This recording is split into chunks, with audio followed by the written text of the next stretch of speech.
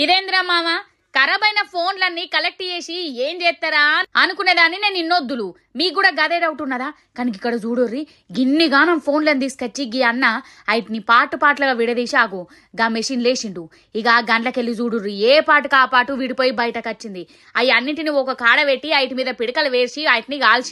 కాల్చి ఆగో మళ్ళీ క్రషర్లో వాటిని వేసి ఆగో సంచిమూత పెట్టి వాటిని గట్టిగా బీగిచ్చి ఆగో తిప్పుతాండు అబ్బర బిడ్డో గా ఫోన్లన్నీ మొత్తం పొడి లెక్కనే అయినాయి కదా క్రష్ అయ్యి ఆగో వాటిని మళ్ళా జల్లడ పడతాండు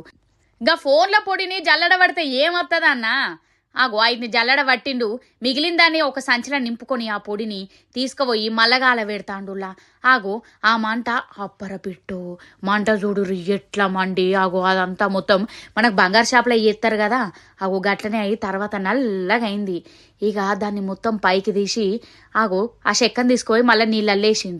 నీళ్ళల్లేసి మళ్ళీ మరిగిచ్చి మళ్ళీ తీసి దాన్ని